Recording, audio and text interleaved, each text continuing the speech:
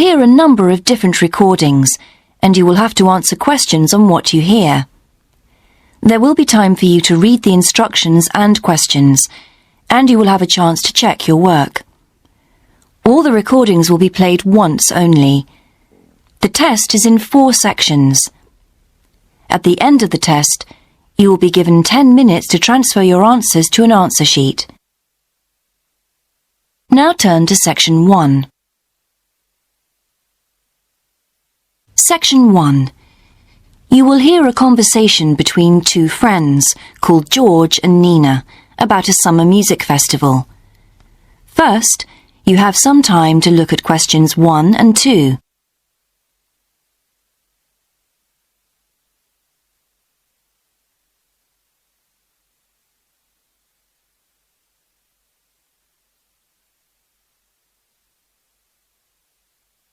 You will see that there is an example that has been done for you.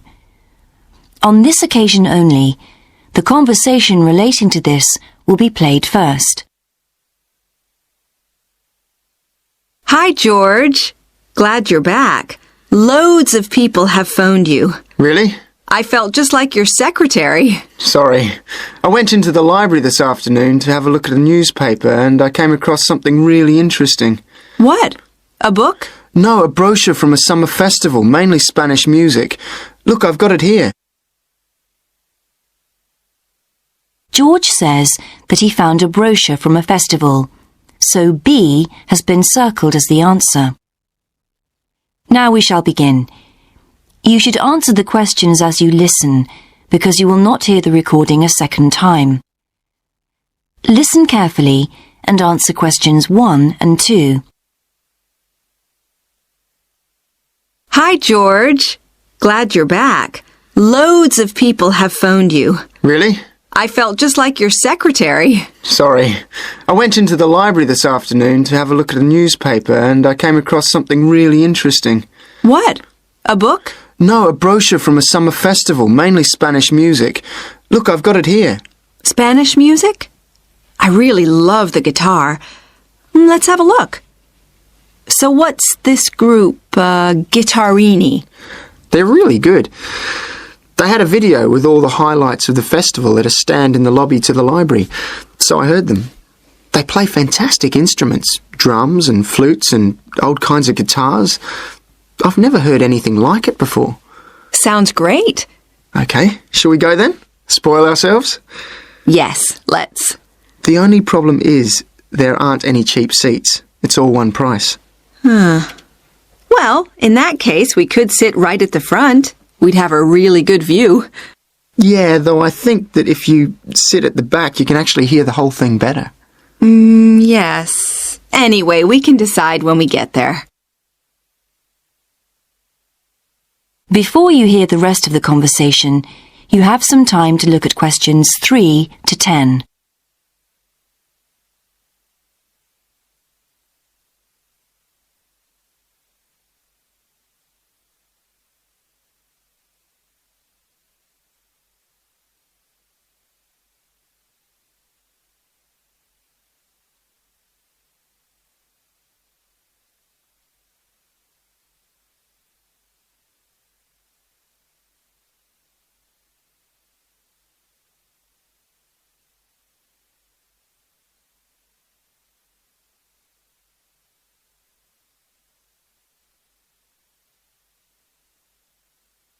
Now listen and answer questions 3 to 10. So will you fill in the form or shall I? I'll do it. Name, George O'Neill. Address, 48 North Avenue, Westsea. Do you remember our new postcode? Still can't remember it. Just a minute. I've got it written down here. WS6 2YH. Do you need the phone too? Please. I'm really bad at numbers. 01674 553 242. So let's book 2 tickets for Guittarini. Okay. If you're sure $7.50 each is all right.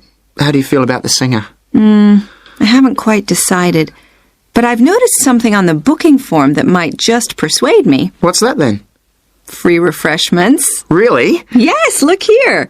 Sunday, 17th of June. Singer. Ticket, £6, includes drinks in the garden. Sounds like a bargain to me. Yes. Let's book 2 tickets for that. So, what else? I'm feeling quite keen now. How about the pianist on the 22nd of June? Anna Ventura? I've just remembered that's my evening class night. That's okay. I'll just have to go on my own. But we can go to the Spanish dance and guitar concert together, can't we? Yes, I'm sure Tom and Kieran would enjoy that too. Good heavens, £10.50 a ticket. I can see we're going to have to go without food for the rest of the week. We'll need to book 4. Wish we were students. Look, children, students, and senior citizens get a 50% discount on everything. If only. That is the end of section 1. You now have half a minute to check your answers.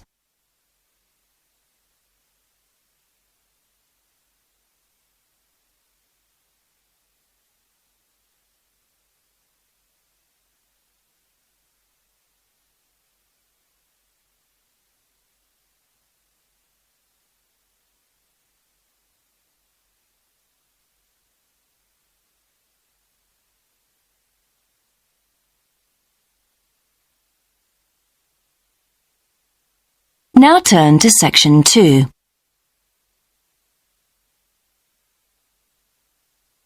Section 2.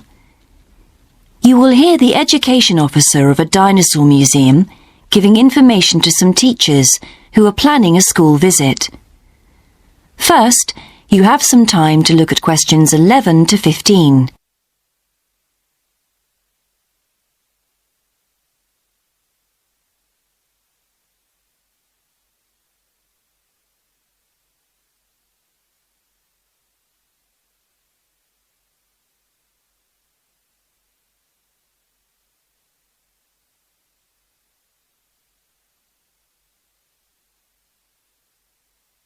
Now listen carefully and answer questions 11 to 15. Hello, and thank you for asking me to your teachers' meeting to talk about the Dinosaur Museum and to tell you a bit about what you can do with your students there. Well, let me give you some of the basic information first. In regard to opening hours, we're open every day of the week from 9 a.m. to 8 p.m. except on Mondays, when we close at 1:30 p.m. And in fact, the only day in the year when we're closed is on the 25th of December. You can book a guided tour for your school group any time that we're open. If you bring a school group to the museum, when you arrive, we ask you to remain with your group in the car park. One or more of the tour guides will welcome you there and brief you about what the tour will be about. We do this there because our entrance is quite small and we really haven't got much room for briefing groups in the exhibition area. As far as the amount of time you'll need goes, if you bring a school group, you should plan on allowing a minimum of 90 minutes for the visit. This allows 15 minutes to get on and off the coach, 45 minutes for the guided tour, and 30 minutes for after-tour activities. If you're going to have lunch at the museum, you will of course have to allow more time. There are 2 cafes in the museum with seating for 80 people. If you want to eat there, you'll need to reserve some seating, as they can get quite crowded at lunchtime. Then, outside the museum at the back, there are tables, and students can bring their own lunch and eat it there in the open air. Before you hear the rest of the talk, you have some time to look at questions 16 to 20.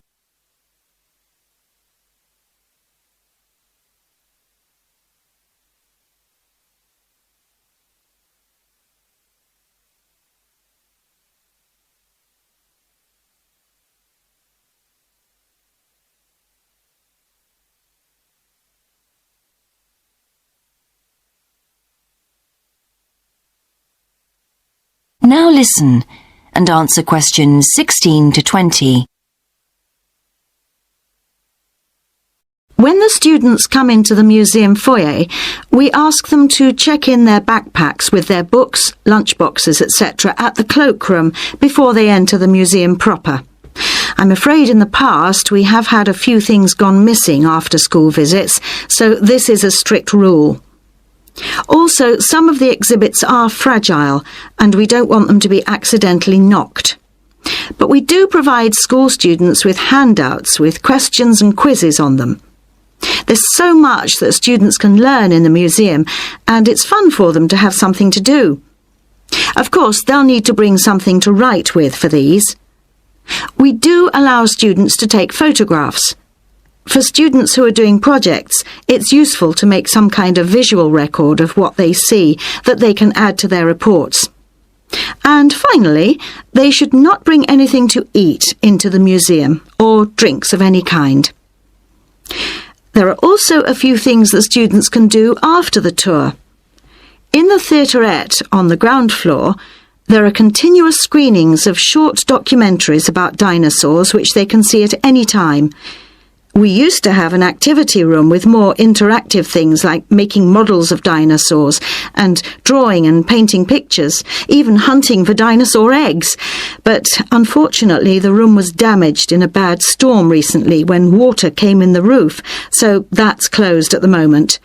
But we do have an IT centre where students have access to CD-ROMs with a range of dinosaur games. These games are a lot of fun, but they also teach the students about the lives of dinosaurs, how they found food, protected their habitat, survived threats, that kind of thing. And I think that's all I have to tell you. Please feel free to ask any questions if you would like to know anything else about. That is the end of section 2. You now have half a minute to check your answers.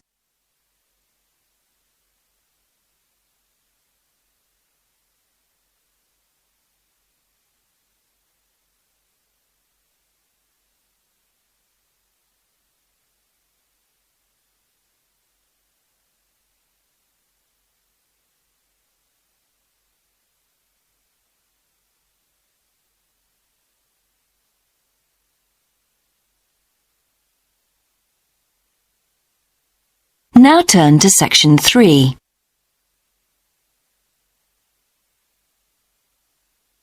Section 3. You will hear a student called Sandra talking to her tutor about a draft proposal she has written for a competition. First, you have some time to look at questions 21 to 24.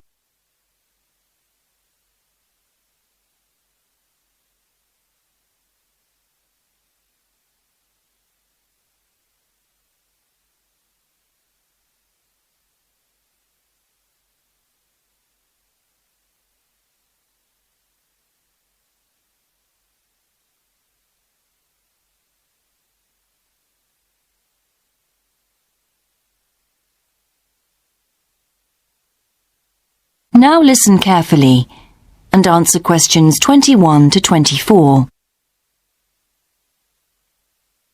Right, Sandra. You wanted to see me to get some feedback on your group's proposal, the one you're submitting for the Geography Society field trip competition. Uh-huh. I've had a look through your proposal, and I think it's a really good choice. In fact, I only have a few things to say about it, but even in an outline document like this, you really have to be careful to avoid typos and problems with layout in the proposal, and even in the contents page. So read it through carefully before submitting it, okay? Will do. And I've made a few notes on the proposal about things which could have been better sequenced. Okay. As for the writing itself, I've annotated the proposal as and where I thought it could be improved. Generally speaking, I feel you've often used complex structures and long sentences for the sake of it, and as a consequence, although your paragraphing and inclusion of subheadings help, it's quite hard to follow your train of thought at times. Oh. So, cut them down a bit, can you? Really? Yes, and don't forget simple formatting like numbering. Didn't I use page numbers? I didn't mean that.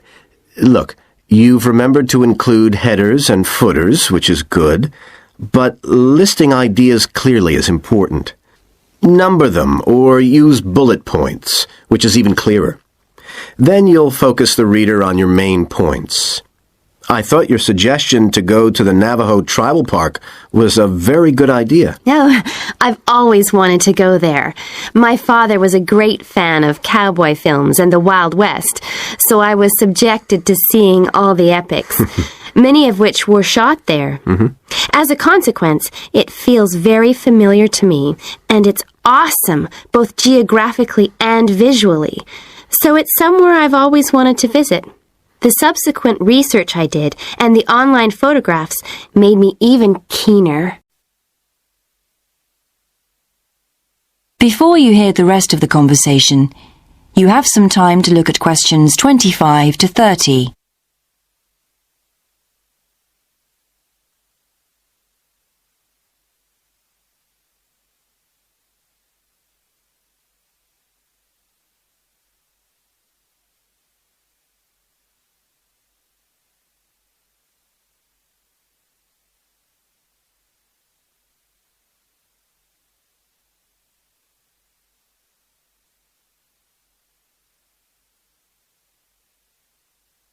Now listen and answer questions 25 to 30. Interesting. Right, let's look at the content of your proposal now. Did you find it comprehensive enough? Well, yes and no. You've listed several different topics on your contents page, but I'm not sure they're all relevant. No? Well, I thought that from the perspective of a field trip, one thing I needed to focus on was the sandstone plateau and cliffs themselves. The way they tower up from the flat landscape is just amazing. The fact that the surrounding softer rocks were eroded by wind and rain, leaving these huge outcrops high above the plain. It's hardly surprising that tourists flock to see the area. Well, yes, I'd agree with including those points. And then the fact that it's been home to Native American Navajos and all the social history that goes with that. The hardships they endured trying to save their territory from the invading settlers. Their culture is so rich. All those wonderful stories. Well, I agree it's interesting, but it's not immediately relevant to your proposal, Sandra. So, at this stage, I suggest you focus on other considerations. I think an indication of what the students on the trip could actually do when they get there should be far more central, so that certainly needs to be included and to be expanded upon. And I'd like to see something about the local wildlife and vegetation, too. Not that I imagine there's much to see. Presumably the tourist invasion hasn't helped. Okay, I'll do some work on those two areas as well. But you're right, there's not much apart from some very shallow-rooted species. Although it's cold and snowy there in the winter, the earth is baked so hard in the summer sun that rainwater can't penetrate. So it's a case of flood or drought, really. So I understand. Now, before we look at everything in more detail, I've got a few factual questions for you. It would be a good idea to include the answers in your finished proposal, because they're missing from your draft. Fine. So you mentioned the monoliths and the spires, which was good.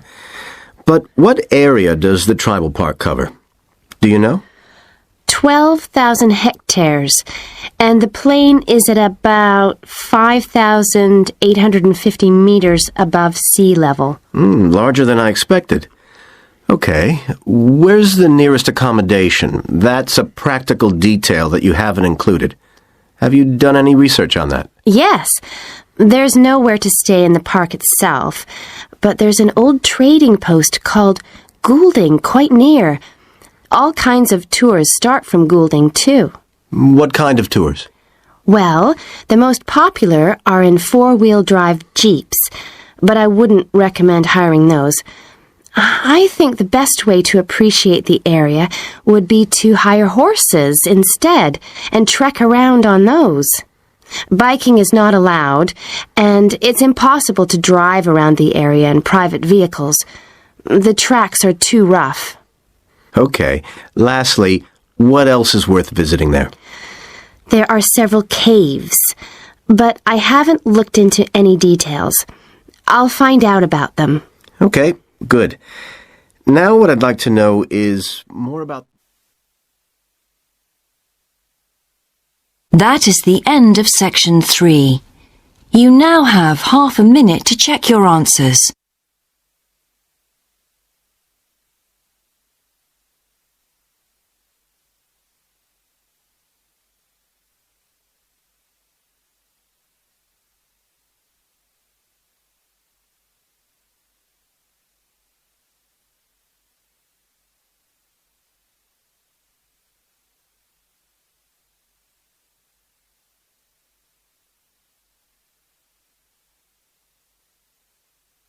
Now turn to section 4.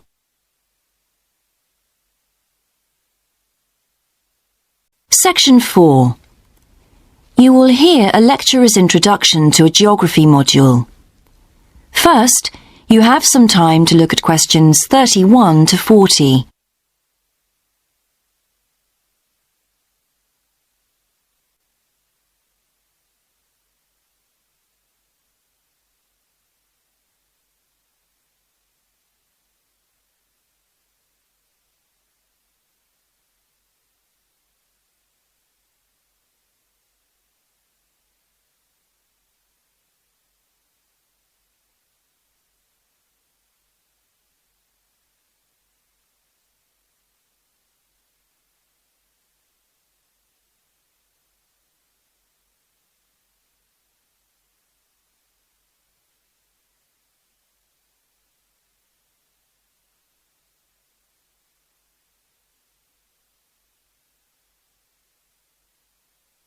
Now listen carefully and answer questions 31 to 40. So, welcome to your introductory geography lecture. We'll begin with some basics. Firstly, what do we learn by studying geography? Well, we learn a great deal about all the processes that have affected and that continue to affect the Earth's surface. But we learn far more than that, because studying geography also informs us about the different kinds of relationships that develop between a particular environment and the people that live there. Okay, we like to think of geography as having two main branches. There's the study of the nature of our planet, its physical features, what it actually looks like, and then there's the study of the ways in which we choose to live and of the impact of those on our planet.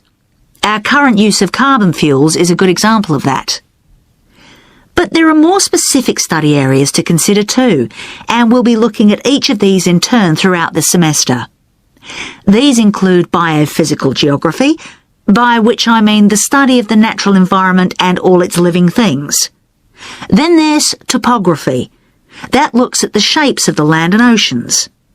There's the study of political geography and social geography too, of course, which is the study of communities of people.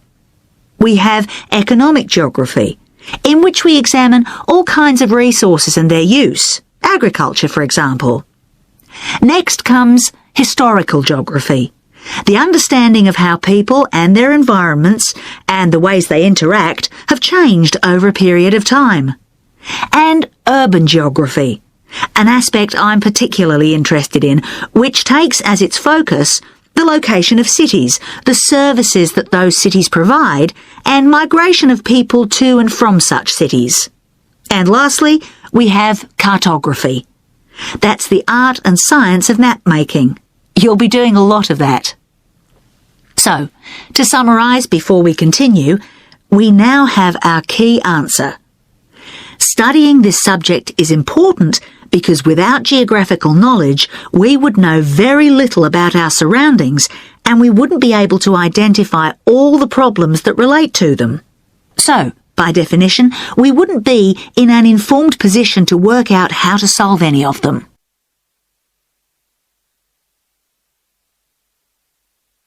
Okay, now for some practicalities. What do geographers actually do? Well, we collect data to begin with. You'll be doing a lot of that on your first field trip. How do we do this? There are several means. We might, for example, conduct a census, count a population in a given area perhaps.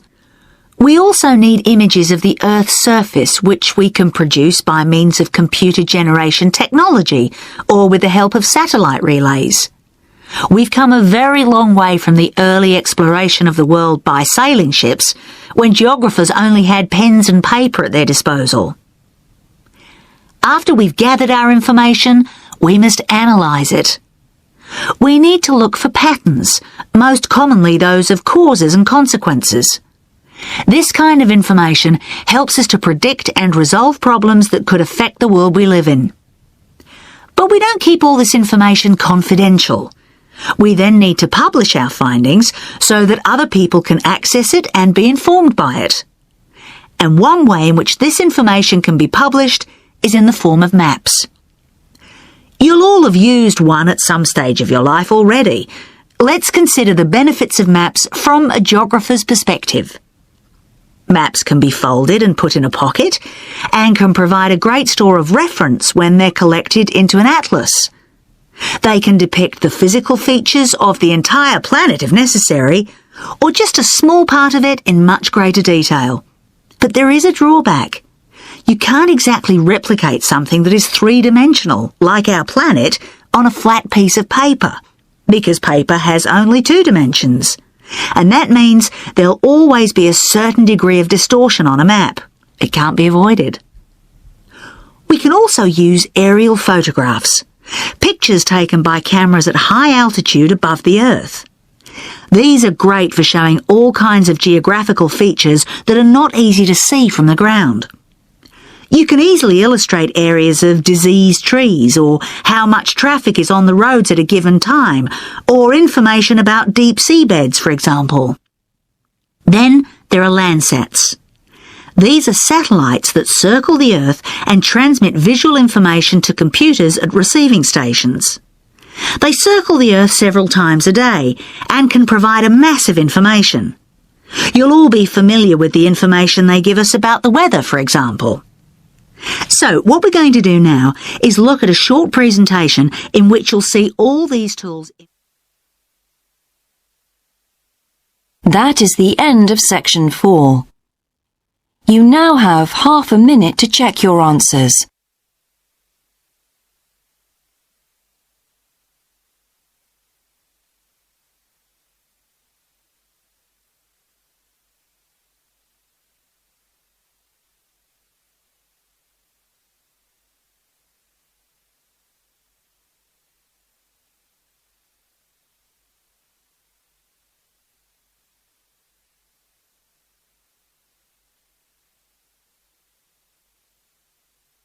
That is the end of the listening test. In the Ielts test, you would now have 10 minutes to transfer your answers to the answer sheet.